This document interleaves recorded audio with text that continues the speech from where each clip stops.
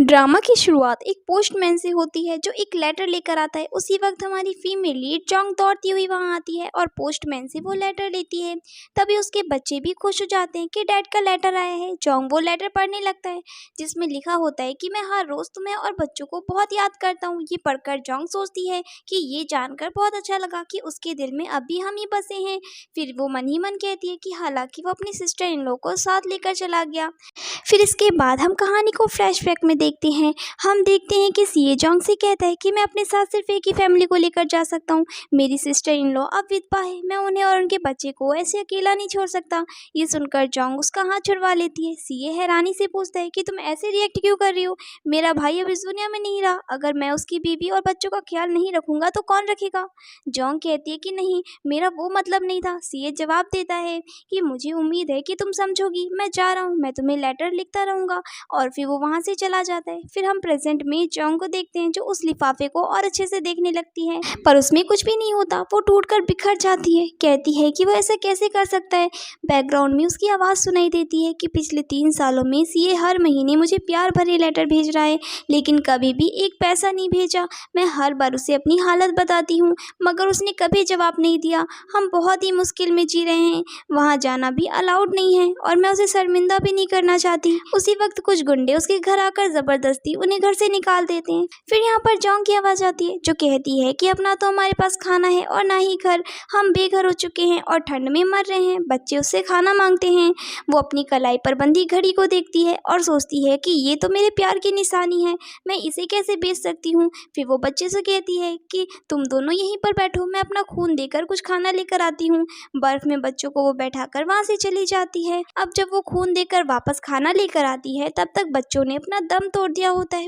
वो टूट जाती है और जोर जोर से रोते हुए सीए का लेटर निकालती है। कहती है कि कहाँ हो तुम, देखो क्या हो गया, तुमने कहा था कि तुम मुझसे प्यार करते हो, तो अब कहाँ हो? तभी एक कार की लाइट चमकती है, उसमें से सीओ बाहर निकलता है। जोंग उसके पैरों में गिरकर रोती है कि फाइनली तुम आ गए, लेकिन देखो क्या हो गया, तुमने देर कर दी। पर सीए ठंडी आवाज में कहता है कि इतनी सर्दी में तुम यहाँ क्या कर रही हो, घर पर रहो ना। जोंग उससे कहती है कि हमारे पास घर भी नहीं है, हम बेघर हो चुके हैं। सीए कहता है कि मैं यहाँ तुम्हारी बकवास सुनने नहीं आया हूँ, मैं तुम्हें डिवोर्स देने आया हूँ। मेरे सिस्टर इन लॉ को बहुत ही मुश्किल हो रही है, अब तुम अपना ख्याल रखना। तभी कार में से एक औरत निकलती है जिसका नाम शाओ होता है।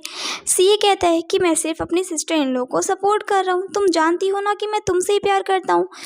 यहाँ पर जोंग तड़पती हुई कहती है कि 3 साल बाद आज तुम मुझे देख रहे हो और बात कर रहे हो डिवोर्स की, तुम्हारे बच्चे तुम्हारी आंखों के सामने मर गए हैं और तुमने देखा तक नहीं।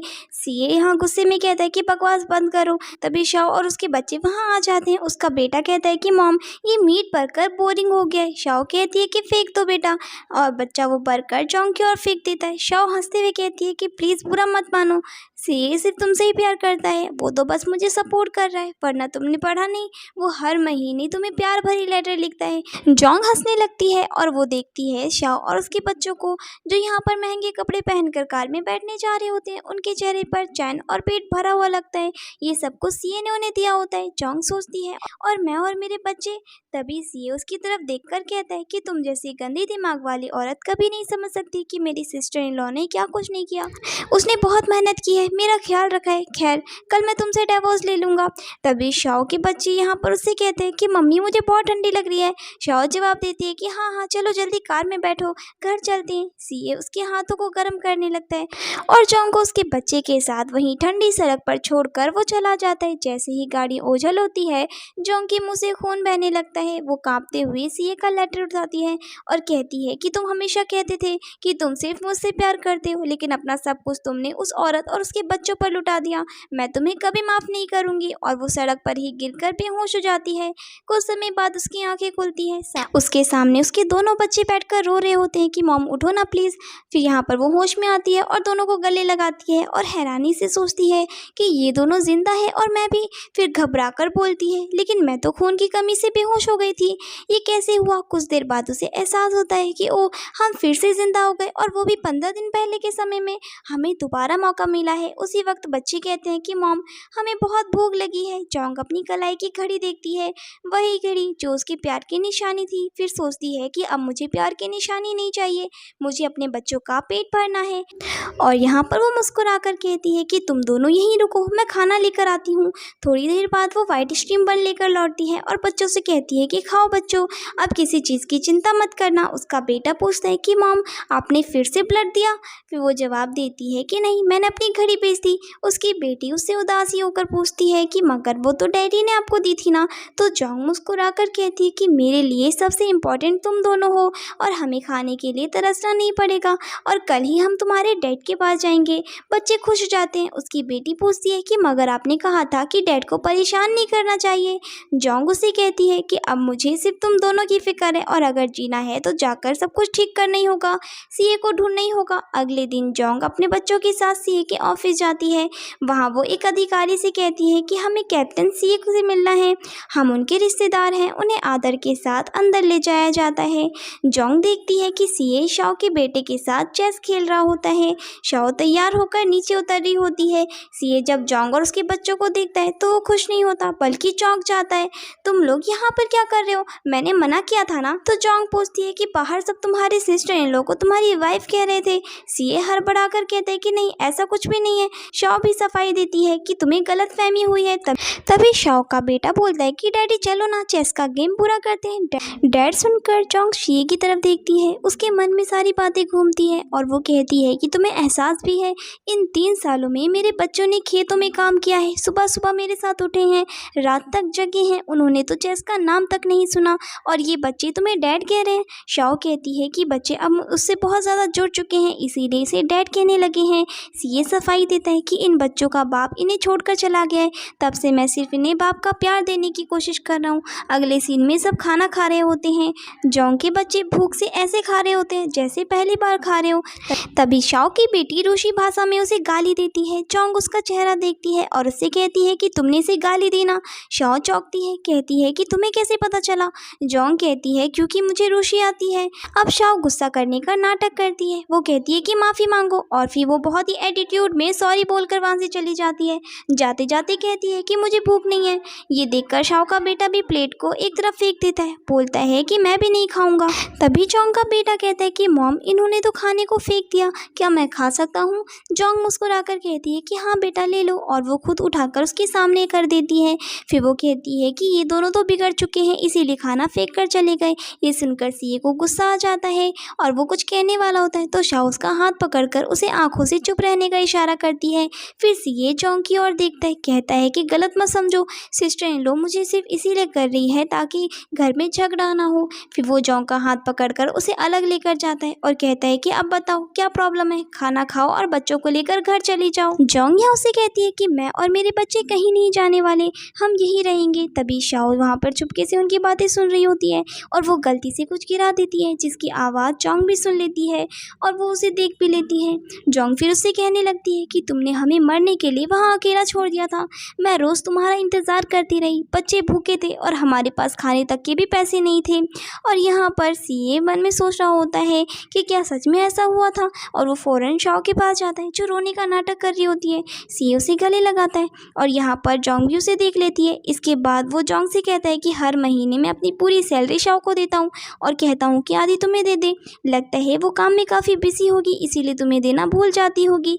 तो यहाँ पर जोंग कहती है कि कमाल है, पूरे 3 सालों में हर महीने ही भूल गई वो। सीए कहता है कि इतनी सख्त मत बनो, वो पूरा घर संभालती है और उसके भी 2 बढ़ते बच्चे हैं। जोंग गुस्से में जवाब देती है कि ओह अच्छा, तो इसके बढ़ते बच्चे हैं और मेरे बच्चे रुक गए हैं, क्या उन्हें खाना पीना नहीं चाहिए? सरकार की तरफ से तुम्हारे भाई के मरने के बाद उन्हें पेंशन मिलती है, मुझे क्या मिलता है? 3 सालों में एक भी पैसा नहीं और मैं तो सवाल भी नहीं कर सकती। सीए उसे गले लगाते हुए कहता है कि मुझे पता है तुम्हारे साथ बहुत गलत हुआ है, मैं वादा करता हूँ कि अब हर महीने मैं तुम्हें टाइम पर पैसे दे दूंगा और अगर आज तुम यहाँ पर रहना चाहती हो तो रहो, मैं तुम्हें और बच्चों को बहुत मिस करता था। फिर शाओ यहाँ पर मुंह बनाकर चली जाती है और सीए उसके पीछे जाता है और उसका हाथ पकड़ कर कहता है, लेकिन शाओ नाराज होकर चली जाती है और सीए भी उसके पीछे जाता है। ये सब कुछ जोंग देख लेती है और गुस्से को कंट्रोल करने की कोशिश कर रही थी। इसके बाद जोंग और उस बच्चे कमरे में होते हैं। बच्चे खुश हो रहे होते हैं कि मॉम ये कमरा कितना अच्छा है, अब हम यहीं रहेंगे। जोंग मुस्कुराती है कि इस बारे में तुम्हारे पापा से पूछना पड़ेगा। तभी सीए कमरे में आता है और बच्चों से कहता है कि ये डैड का कमरा है, तुम दोनों जाओ और शाओ के बच्चों के साथ सो जाओ। जोंग तुरंत कहती है कि नहीं, मेरे बच्चे यहीं रहेंगे, तुम जाओ और अपनी सिस्टर इन लॉ के साथ सो। सीए यहाँ पर उससे कहता है कि ये तुम क्या कह रही हो। जोंग कहती है कि क्यों, क्या तुम उसके साथ नहीं सोते। सीए अब चुप होते हुए कहता है कि नहीं, तुम हमें गलत समझ रही हो, मैं सिर्फ तुमसे प्यार करता हूँ। जोंग सोच में पड़ जाती है कि सारे पैसे सारा प्यार उसे देने के बाद भी वो मेरे सामने ऐसी एक्टिंग कर रहा है, ये कितना घटिया इंसान है। और फिर वो उसका सारा सामान उठाकर उसके मुंह पर फेंक देती है और वो आराम से वहाँ से चली जाती है। जोंग का बेटा रोने लगता है कि मॉम सॉरी, मेरी वजह से डैड नाराज हो गए और हमें घर से निकाल दिया। जोंग उसे गले लगाने लगती है कि नहीं बेटा, तुम्हारी इसमें कोई गलती नहीं है, तुम्हारे डैड अब हमसे प्यार नहीं करते और तुम्हें सॉरी बोलने की कोई जरूरत नहीं है। फिर जोंग मन ही मन सोचती है कि सीए, तुमने मेरी जिंदगी मुश्किल कर दी है ना, लेकिन मैं वादा करती हूँ मैं तुम्हारी जिंदगी को इससे भी ज्यादा मुश्किल बना दूंगी। इसके बाद वो बच्चों को लेकर हॉस्पिटल जाती है जहाँ सीए और शाओ का बेटा पट्टी करवाने आया होता है। हॉस्पिटल में सीए और शाओ दोनों एक जोड़ी की तरह बैठे होते हैं। जब जोंग उन्हें देखती है तो वो दोनों घबराए हुए दिखते हैं। सीए और शाओ से देखकर कहते हैं कि तुम यहाँ पर कर क्या रही हो, लेकिन जोंग कुछ और सोचकर वहाँ पर आई थी। वो घुटनों के बल बैठ जाती है और रोने लगती है और कहती है कि सिस्टर इन लॉ, प्लीज़ मुझे मेरे पति को वापस दे दो। मुझे पता है कि मैं तुम्हारी जितनी सुंदर नहीं हूँ, लेकिन प्लीज़ मेरी भी थोड़ी सी सुनो, मुझे भी तो अपने साथ रख लो, मैं भी तो तुम्हारी पत्नी हूँ और ये बच्चे भी तो तुम्हारे ही हैं। तभी वो बच्चे भी उसके पैर में गिरकर कहते हैं कि डैड प्लीज़ हमें अपने साथ रख लो, हम इन बच्चे का बचा हुआ खाना ही खाकर गुजारा कर लेंगे। ये सुनकर हॉस्पिटल में सभी लोग चुप हो जाते हैं और सीए का यहाँ पर सारी पोल खुल जाती है। वो लोग आपस में बातें करने लगते हैं कि ये ऐसा इंसान तो नहीं लगता था जिसने अपनी फैमिली को इतने दुख में रखा और खुद अपने भाई की विधवा के साथ मजे ले रहा है। हमें तो लगा कि ये दोनों पति पत्नी हैं। तभी शाओ कहती है कि ऐसा कुछ नहीं है, आप लोग गलत समझ रहे हैं और सीए को कहती है सबको समझाने को। सीए कहता है कि नहीं, ये मेरी पत्नी नहीं, मेरी सिस्टर इन लॉ है। मेरा भाई एक युद्ध में 8 साल पहले ही मर गया था, जिसके बाद उसकी पत्नी और बच्चों की देखभाल करने के लिए कोई नहीं था, तो ये जिम्मेदारी मैंने अपने सर पर ले ली। तो शाओ कहती है कि बताओ अब इसने क्या गलत किया, हमारे बीच ऐसा कोई रिश्ता नहीं है, बस इसने अपने भाई की पत्नी और बच्चों को अनाथालय में जाने से बचा लिया।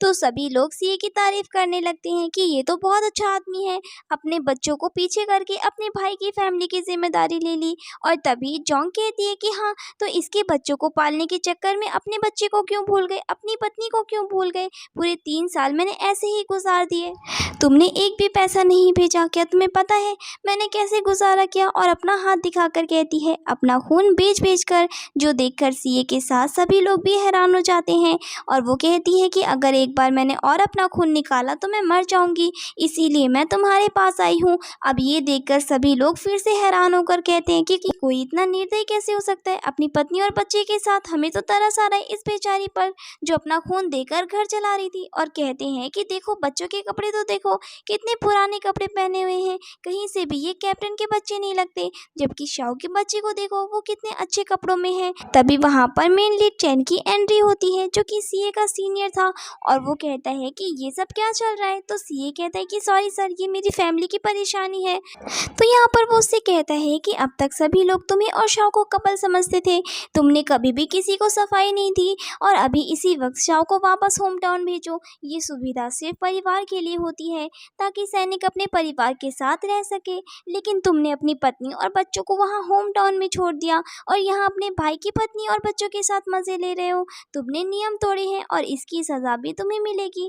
तभी जोंग को चैन अपना परिचय देता है और कहता है कि मैं यहाँ का टीचर हूँ, आप मुझे बताएं कि मैं आपकी क्या मदद कर सकता हूँ। तो वो कहती है कि मुझे सिर्फ ये मदद चाहिए कि अब मैं सीए के साथ नहीं रहना चाहती, मुझे सिर्फ इससे तालाक चाहिए। जो सुनकर सीए कहता है पागल हो गई हो क्या। तो वो कहती है कि मैंने बहुत ही मुश्किल वक्त गुजारा है अपना खून बेचकर, अब मैं खुद से अपने बच्चे को पालना चाहती हूँ और इसके साथ नहीं रहना चाहती। सीए कहता है कि हम यहाँ पर क्लियर कर लेते हैं और सारी गलतफहमियों को दूर कर लेते हैं। वो कहती है कि क्लियर तो अब हो गया है, वरना अब तक तो मेरी आंखों में तुम्हारे प्यार की पट्टी बंधी हुई थी। जिसके बाद वो चैन को कहती है कि प्लीज आप मुझे तलाक दिलवा दे, लेकिन सीए कहता है कि नहीं सर, हमारे बीच गलतफहमी हो गई है, बस इस सब को मैं ठीक कर रहा हूँ, आप मुझे एक और मौका दे दो, मैं सब कुछ ठीक कर दूंगा, मैं आपसे वादा करता हूँ। तभी वो कहता है कि ठीक है, मैं तुम पर एक बार फिर से भरोसा कर रहा हूँ, और जोंग से कहता है कि तुम उसको एक और मौका देकर देखो, और वो वहाँ से चला जाता है। जिसके बाद घर जाकर वो उससे कहता है कि तुम्हारी प्रॉब्लम क्या है। तो जोंग कहती है कि मुझे तुमसे डिवोर्स चाहिए। तो वो कहता है कि तुम गलत समझ रही हो, मेरे और शाओ के बीच में ऐसा कुछ भी नहीं है। वो कहता है कि मैं भगवान की कसम खाकर कह रहा हूँ, हमारे बीच ऐसा कोई रिलेशन नहीं है। वो कहती है कि ठीक है, मान लिया तुम्हारे बीच ऐसा कुछ नहीं है, लेकिन मेरी एक शर्त है। तभी शाओ कहती है कि मैं बच्चों को लेकर सोने जा रही हूँ। जोंग कहती है कि सुनकर जाओ मेरी शर्त ये है कि तुम अपनी सिस्टर इन लॉ और उनके बच्चों को होम टाउन भेजोगे, और भले ही उनको खर्च देना, मुझे कोई समस्या नहीं है, लेकिन यहाँ हम तुम्हारे साथ रहेंगे। तो शाओ और सीए हैरान हो जाते हैं और वो कहते हैं कि ऐसा नहीं हो सकता। सीए कहता है कि तुम लोग जाओ वापस, मैं तुम्हें पैसे भेज दूंगा। वो कहती है कि अभी तुम हमें ही भेजना चाहते हो, तुम इसको क्यों नहीं भेजते, मुझे तो अब तलाक ही चाहिए। वो कहता है कि 2 बच्चों को पालना इतना आसान नहीं है, तुम कैसे पालोगी। और वो कहती है कि इन 3 सालों में मैं सीख चुकी हूँ कि बिना पिता के बच्चों को कैसे पालना है। अपना खून बेच कर तुम इन 3 सालों में एक बार भी हमें देखने नहीं आए। वो कहता है कि क्या तुम मेरे प्यार को भूल गई, जो लेटर्स में मैं भेजा करता था। वो कहती है कि वो सब मैंने जला दिए, मुझे सिर्फ लफ्ज़ों का प्यार नहीं चाहिए, पैसे भी चाहिए होते हैं भूखे पेट को भरने के लिए, तो पैसे नहीं तो प्यार भी नहीं। तो वो कहता है कि तुम जाओ और बच्चों के साथ एक अच्छी ज़िंदगी जियो, मैं वादा करता हूँ कि पैसे टाइम पर मिल जाएंगे तुम्हें, और मैं खुद भी तुम लोगों को देखने आऊँगा। तभी शाओ कहती है कि अब भी इतना नाटक मत करो, इन 3 सालों में अगर तुमने अपना खून ही बेचा होता तो अब तक तुम मर ही जाती। तो यहाँ पर सीए भी कहता है कि हाँ, बात तो सही है। तभी यहाँ पर जोंग को बहुत ही गुस्सा आता है। वो कहती है कि तुम हमारे कपड़े देख रहे हो, हमारी शक्लें देख रहे हो, कभी भरपेट खाना नहीं मिला हमें, और देखो तुम्हारी सिस्टर इन लॉ उनके बच्चों को, ये लोग किसी अच्छी फैमिली से लग रहे हैं, जबकि तुम्हारे अपने बच्चे और बीबी भूखे मर रहे हैं और तरस रहे हैं हर चीज़ से। जिस वजह से वो कहती है कि ठीक है, अगर तुम चाहते हो कि मैं यहाँ से चली जाऊँ तो अभी मुझे इसी वक्त पैसे दो। जिस पर शाओ कहती है तो तुमने ये सब कुछ पैसों की वजह से किया। वो कहती है कि हाँ, मेरे लिए पैसे ही सब कुछ है। तभी यहाँ पर सी उसको कहता है कि पैसे तो नहीं है अभी, जब मेरी सैलरी आएगी तभी दूंगा। तो वो कहती है कि ठीक है, फिर मैं भी यहीं पर हूँ, कहीं नहीं जा रही जब तक तलाक ना मिल जाए। तो यहाँ पर शाओ से वो कहता है कि घर में पैसे हैं। जिसके बाद यहाँ पर वो थोड़े पैसे लाकर जोंग को देती है और कहती है कि बस यही है। जोंग कहती है कि मुझे सिल्वर डॉलर चाहिए, तो बताओ, वरना मैं कहीं नहीं जाऊंगी। जिसके बाद सीए जाता है और जाकर जितने भी पैसे घर में होते हैं वो सब उसको दे देता है, और शाओ का तो मुंह देखने लायक होता है। जिसके बाद यहाँ पर जोंग कहती है कि अब मुझे वो चेस बोर्ड और टैब भी चाहिए, जिससे तुम्हारे बच्चे मेरे बच्चे को चिढ़ा रहे थे। ये सुनकर शाओ के बच्चे रोने लग जाते हैं, लेकिन सीए मजबूर होकर वो भी उसे दे देता है। और तभी शाओ कहती है कि क्या तुम अब सेटिस्फाइज हो या अब और भी कुछ बाकी है। जिसके बाद वो कहती है कि नहीं, अब मुझे कुछ नहीं चाहिए, और वो कहती है कि अब मैं तुम लोगों को तंग नहीं करूँगी, और वो वहाँ से चली जाती है।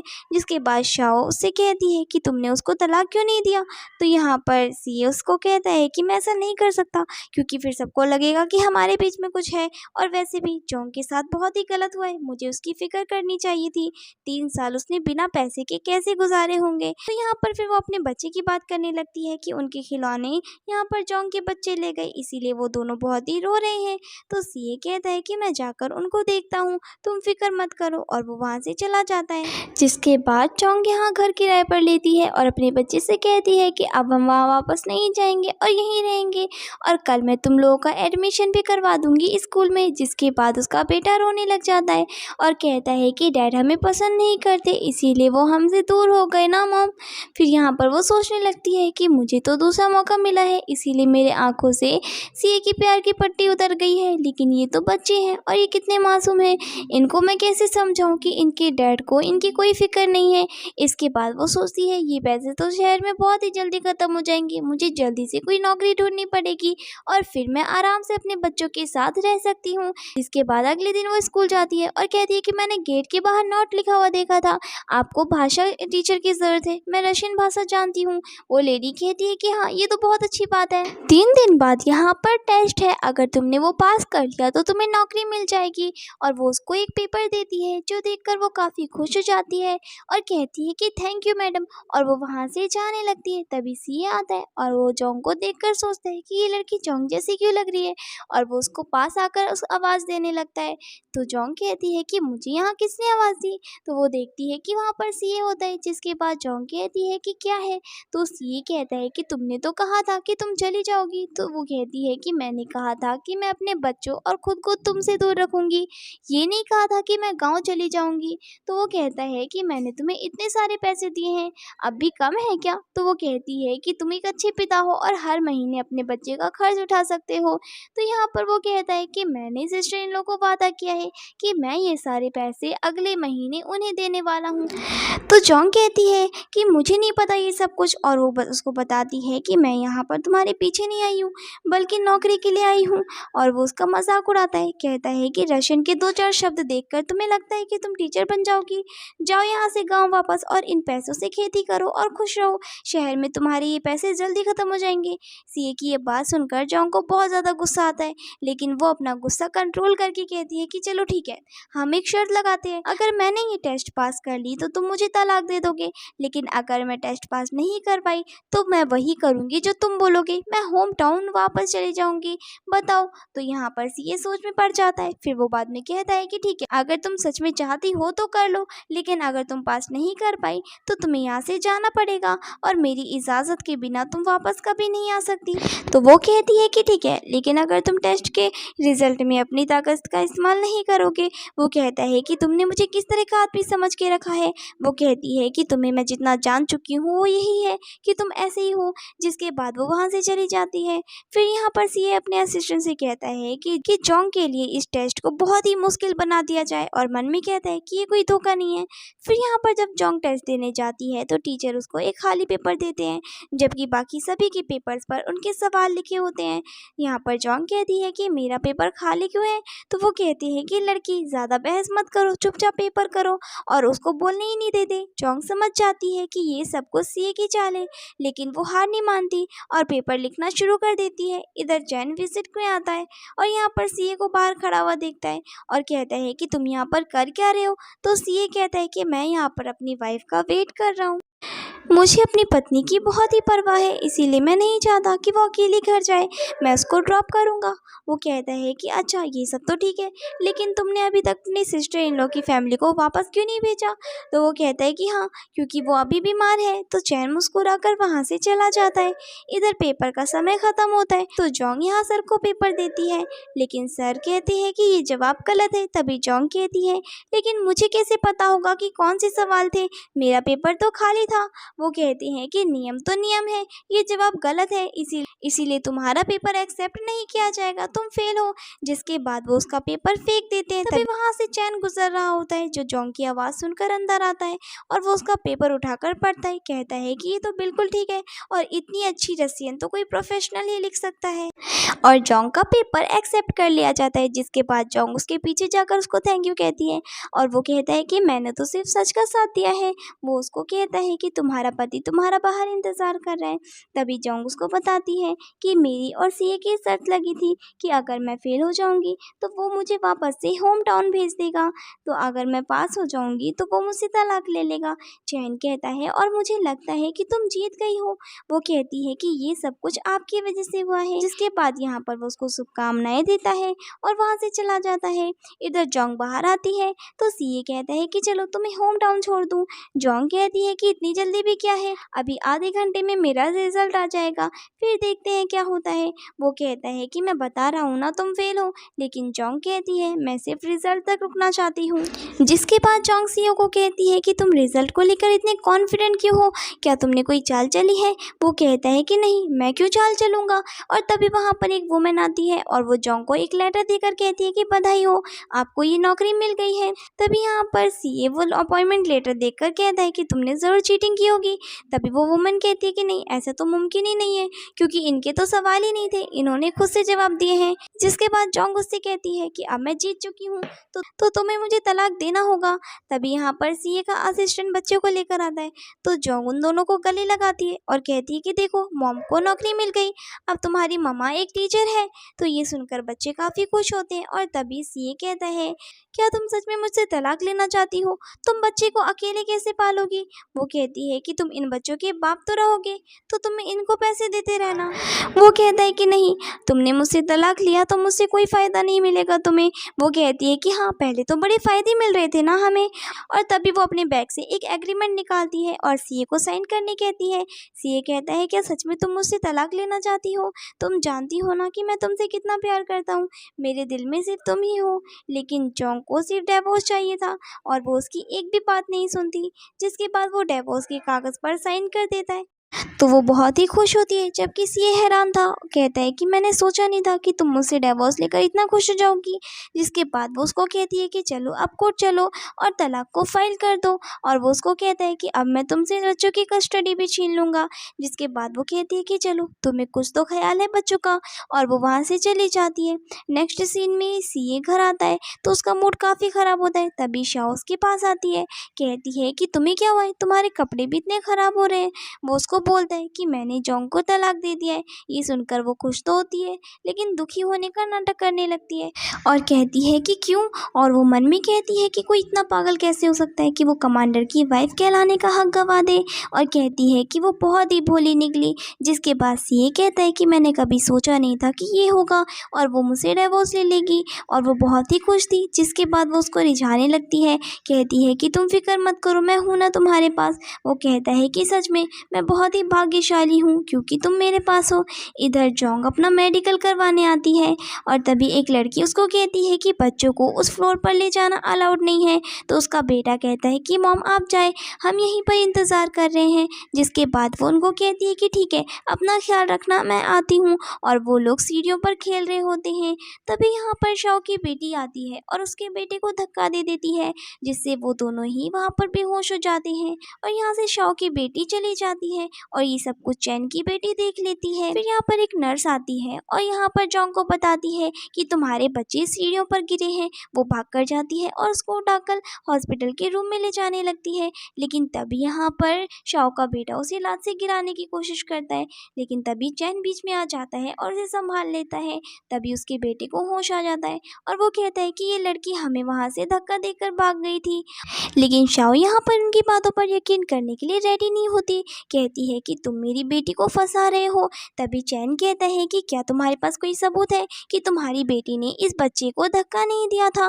तभी वहाँ पर सिया आ जाता है, कहता है कि हाँ, मुझे पता है कि याओ याओ ऐसा नहीं कर सकती, वो सच बोल रही है। तभी जोंग का बेटा कहता है कि नहीं डैड, इसने मुझे सच में धक्का दिया है और इसने बोला भी था कि तुमने मुझसे और मेरे भाई से खिलौने छीने थे ना, तो अब तुम लोगों को मज़ा आएगा। तो यहाँ पर सीए कहता है कि झूठ मत बोलो। जिस पर वो रोने लग जाता है, कहता है कि डैड, आप हमेशा हम पर यकीन नहीं करते, हमेशा आप इन पर ही यकीन करते हो। तभी जोंग कहती है कि कल तक तो तुम कह रहे थे कि भले ही हमारा डिवोर्स हो जाए, लेकिन फिर भी तुम बच्चों के पिता रहोगे, तो अब तुम्हें क्या हो गया?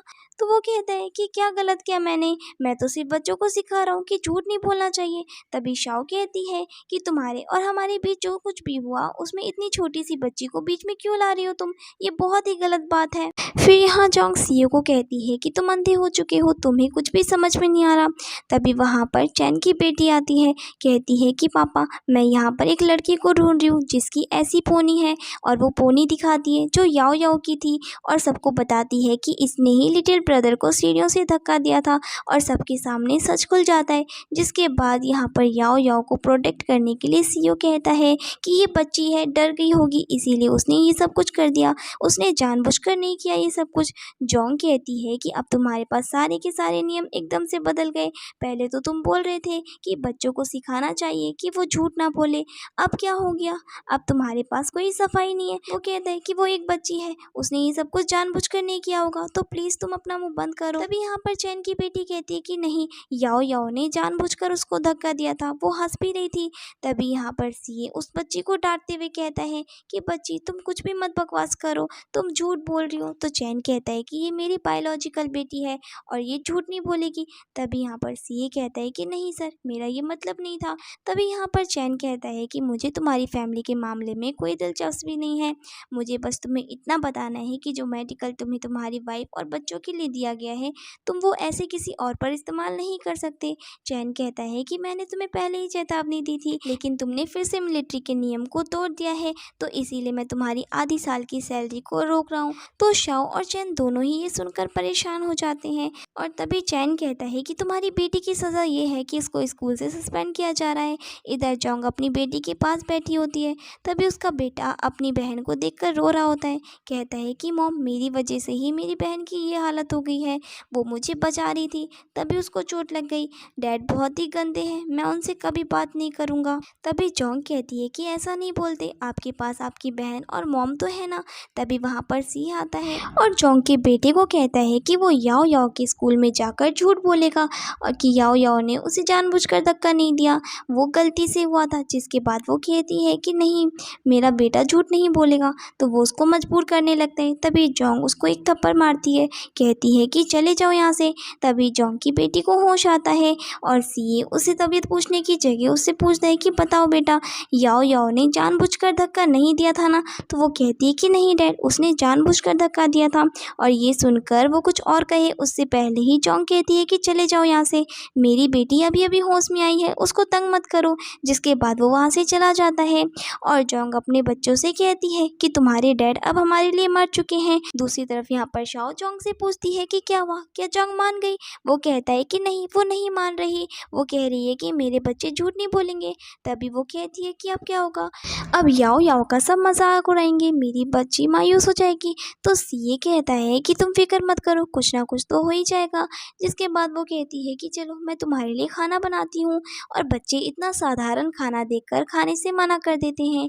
तभी सीए कहता है कि मुझे पता है कि अभी वक्त थोड़ा ख़राब चल रहा है हमारा, लेकिन मैं कुछ करता हूँ, और वो वहाँ से चला जाता है। जिसके बाद वो एक गिफ्ट लेकर जोंग के पास जाता है और बच्चों को फिर से मनाने की कोशिश करता है, लेकिन बच्चे नहीं मानते। जिसके बाद वो उसको कहता है कि चाहे कुछ भी हो जाए, आप हमारी जान भी ले ले, फिर भी हम झूठ नहीं बोलेंगे। इधर शाओ अपने बच्चों के लिए गिफ्ट लेकर आती है और यहाँ पर वो सीईओ को कहती है कि मेरी कुछ ज्वेलरी थी, वो मैंने बेच दी, तुम टेंशन मत लो, सब कुछ ठीक हो जाएगा। फिर यहाँ पर सीईओ उसको बताता है कि मैं जोंग को मनाने के लिए गया था, लेकिन वो नहीं मानी, और बताता है कि वो अब एक टीचर बन गई है। जिस पर शाओ शॉक्ड हो जाती है, कहती है कि तुम मेरे लिए भी कोई जॉब ढूंढो ना। वो कहता है कि जोंग ने टेस्ट पास किया है, इसीलिए उसको जॉब मिली है। जिस पर वो कहती है कि हाँ, तो मेरी भी सिफारिश कर देना। जिसके बाद वो कहता है कि हाँ, लेकिन फिर भी तुम्हें किसी हेल्पर की ही जॉब मिलेगी। ये सुनकर शाओ का मुंह देखने वाला होता है। वो कहती है कि मेरी बॉडी बहुत ही वीक है, मैं हेल्पर का काम नहीं कर सकती। वो कहता है कि ओके, मैं कुछ करता हूँ, और वहाँ से चला जाता है। जिसके बाद शाओ कहती है कि बड़ा आया मुझे हेल्पर की जॉब दिलवाने वाला पागल आदमी। जिसके बाद नेक्स्ट सीन में जोंग खुशी खुशी स्कूल आती है और मन में कहती है कि आज मेरी पहली क्लास है, मुझे अपना 100% देना होगा। तभी वहाँ पर शाओ आ जाती है, तो जोंग उसको देखकर शॉक्ड हो जाती है और कहती है कि तुम यहाँ पर क्या कर रही हो? वो कहती है कि क्या कर रही हो का क्या मतलब है, मैं यहाँ पर एक टीचर हूँ। और तभी इंचार्ज आकर बताती है कि शाओ जोंग की असिस्टेंट है। ये सुनकर जोंग को बहुत ही ज़्यादा खुशी होती है। वो कहती है कि अच्छा ठीक है। तभी चैन अंदर आता है और इंचार्ज उन दोनों को बताती है कि सर की शादी हुई थी, लेकिन उनकी बीबी मर गई, जिसके बाद दोबारा कोई भी लड़की उनकी लाइफ में नहीं आई। सर की एक बेटी भी है। तभी यहाँ पर शाओ जोंग से कहती है कि तुम चैन को क्यों नहीं फंसा लेती? तो जोंग कहती है कि मैं तुम्हारी तरह चालाक नहीं हूँ ना, और ना ही मेरी सोच वहाँ तक जाती है। जिसके बाद शाओ चैन को सेड्यूस करने की कोशिश करती है, लेकिन चैन उसकी ऐसी इंसल्ट करता है कि वो यहाँ पर काफ़ी ज़्यादा शर्मिंदगी महसूस करती है। जिसके बाद चैन उसको कह देता है कि तुम खुद ही रिज़ाइन कर दो, क्योंकि अच्छा नहीं लगेगा कि मैं तुम्हें धक्के मारकर इस जॉब से निकालूं, क्योंकि इस जॉब के तुम काबिल ही नहीं हो। इसके बाद शाओ प्लान बनाती है कि अब वो जोंग को भी जॉब से निकाल देगी। तभी यहाँ पर वो किसी के थ्रू बोलती है कि तुम्हें प्रिंसिपल सर ने ऑफिस में बुलाया है। तभी चोंग कहती है कि मुझे क्यों वहाँ पर बुलाया है, और वो वहाँ जाती है जहाँ पर चैन सो रहा होता है और वो उससे कहती है कि सॉरी, मुझे नहीं पता था कि आप यहाँ हैं, और वो वहाँ से वापस जाती है। जिसके बाद चैन उसको कहता है कि तुम वहाँ ऑफिस में क्यों आई थी। तो यहाँ पर वो उसको बताती है कि मुझे किसी ने बोला था कि मुझे वहाँ पर बुलाया गया है, इसीलिए। तो चैन उसको बताता है कि थोड़ी देर पहले ही शाओ भी मेरे लिए चाय लेकर आई थी, लेकिन मैंने उसकी इंसल्ट करके उसे वहाँ से भगा दिया, तो शायद उसने उसका बदला लिया है तुमसे। जिसके बाद चोंग उसका थैंक यू करती है और वहाँ से चली जाती है। इसके बाद चोंग जब ऑफिस में खुशी खुशी आ रही होती है तो शाओ उसको देखकर शॉक्ड हो जाती है और कहती है कि क्या तुम्हें जॉब से निकाला नहीं गया।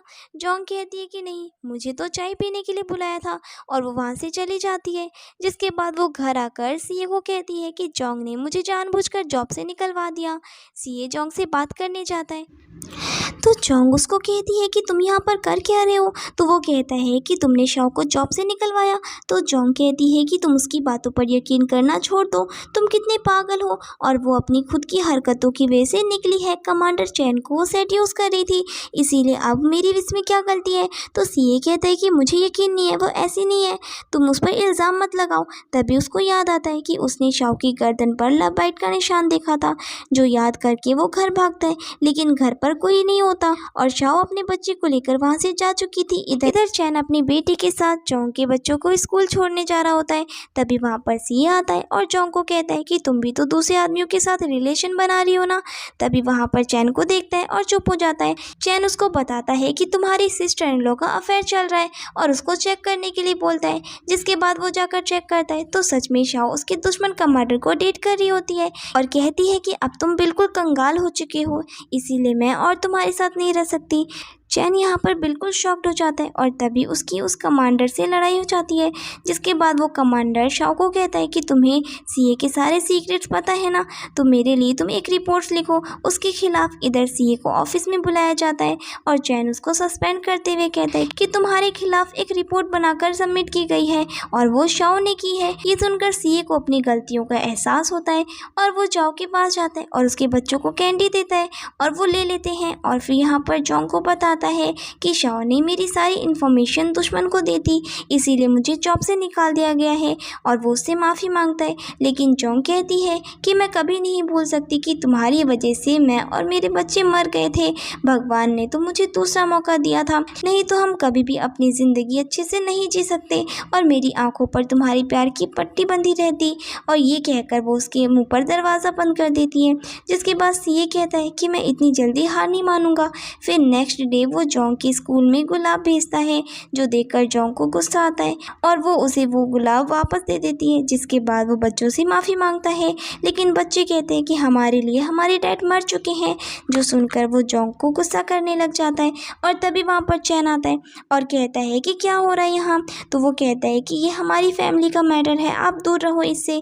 जोंग कहती है कि नहीं, ये फैमिली मैटर नहीं है, मेरा तो इससे डिवोर्स हो चुका है। तो यहाँ पर सीए गुस्से में वहाँ पर आ जाता है। तभी वहाँ पर एक औरत आती है और कहती है कि मैं ली की वाइफ हूँ, और ली वही कमांडर होता है जिसके पास शाओ गई थी। जिसके बाद जोंग उससे कहती है कि जब तक तुम अपने हस्बैंड से नहीं मिलती तुम मेरे साथ रहो। नेक्स्ट सीन में शाओ बहुत ही ज़्यादा गुस्से में जोंग से लड़ने आती है और यहाँ पर वो ली की वाइफ के सामने कह देती है कि मैं ली की वाइफ हूँ। ये सुनकर ली की वाइफ को बहुत ही गुस्सा आ जाता है और यहाँ पर वो उसको थप्पड़ मारने लग जाती है। तभी वहाँ पर ली आता है और अपनी वाइफ से माफ़ी मांगते हुए कहता है कि इस औरत ने मुझे फंसाने की कोशिश की थी, सॉरी। नेक्स्ट सीन में यहाँ पर सीए शाओ से कहता है कि तुम्हारा असली चेहरा बहुत देर से मेरे सामने आया, लेकिन अब तुम मुझसे किसी चीज़ की उम्मीद मत रखना, तुम्हारी वजह से मैंने सब कुछ खो दिया, अपनी जॉब, अपनी वाइफ, बच्चे, सब कुछ। और वहाँ से चला जाता है जबकि शाओ रोती रह जाती है। इधर चैन की बेटी जोंग के काफ़ी क्लोज हो जाती है। जोंग के बच्चों के साथ वो काफ़ी खुशी होकर खेल रही होती है। जोंग उसका काफ़ी अच्छे से ख्याल रखती है। तभी चैन की मॉम उसको वापस अपने साथ ले जाने की कोशिश करती है। यहाँ पर उसकी बेटी काफ़ी ज़्यादा रोने लग जाती है। तभी जोंग कहती है कि अगर आप इसको प्यार दे तो ये कभी भी किसी और की तरफ नहीं जाएगी। तो चैन की मॉम कहती है कि मुझे ये फालतू लड़की नहीं पसंद है, मुझे बेटा चाहिए था। ये सुनकर चैन भी काफ़ी दुखी हो जाता है और यहाँ पर उसकी बेटी के कारण वो दोनों काफ़ी क्लोज आने लगते हैं और एक दूसरे को पसंद करने लग जाते हैं, जिसके बाद फाइनली उन दोनों की शादी हो जाती है और तभी सीए भी वापस आता है। उन दोनों को साथ देखकर वो वहाँ से चला जाता है और इसी के साथ हमारे इस कहानी की हैप्पी एंडिंग हो जाती है।